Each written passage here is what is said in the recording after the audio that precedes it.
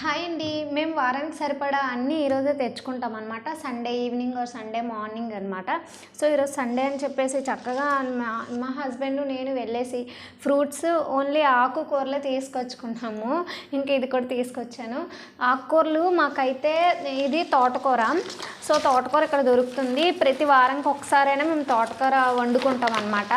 So తోటకూర కాకుండా ఇక్కడ మాకు ఏమేమి దొరుకుతాయి అంటే ఆకుకూరలు అన్నీ దొరుకుతాయి, కానీ ఒక్క గోంగూర ఒక్కటే దొరకదు అనమాట.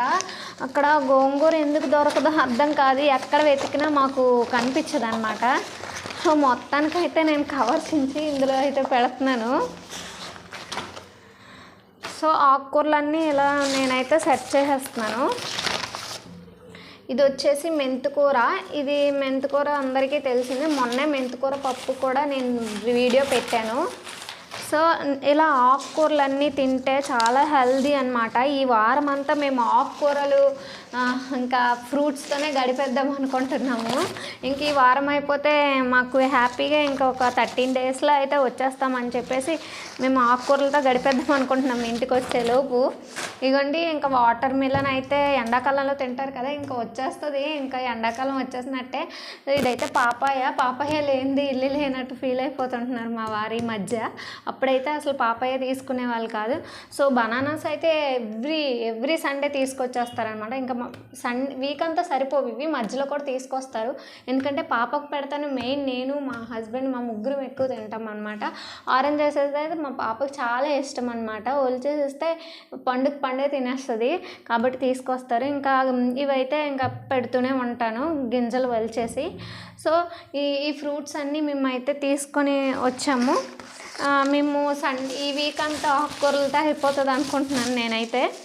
సో మీరైతే ఎలాంటి ఫ్రూట్స్ తింటారో కామెంట్ చేసేయండి. అండ్ ఆకుకూరలు అయితే మాకు ఇక్కడ గోంగూర దొరకదు. కూరలతో ఆకుకూర తాలింపు కర్రీ కాకుండా అదర్గా ఏమైనా స్పెషల్ చేయొచ్చో కామెంట్ చేసేయండి.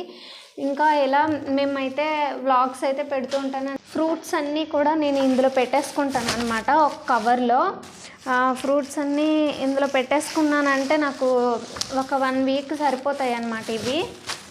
సో నేను ఫస్ట్ అయితే వెజిటేబుల్స్ కాకుండా ఇలా ఈ ఆకుకూరలన్నీ పెట్టేసుకుంటాను.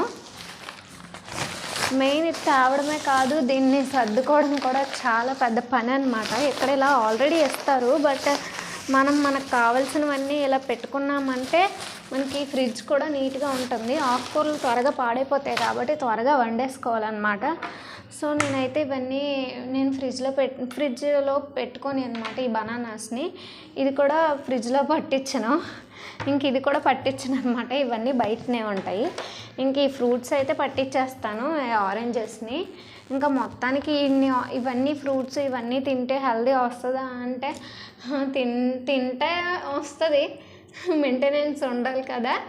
సో అవైలబుల్గా ఉండే ఫ్రూట్స్ వెజిటేబుల్స్ తినడానికి అయితే ట్రై చేయండి. ప్లీజ్ లైక్ అయితే చేసి సబ్స్క్రైబ్ చేయండి. బాయ్.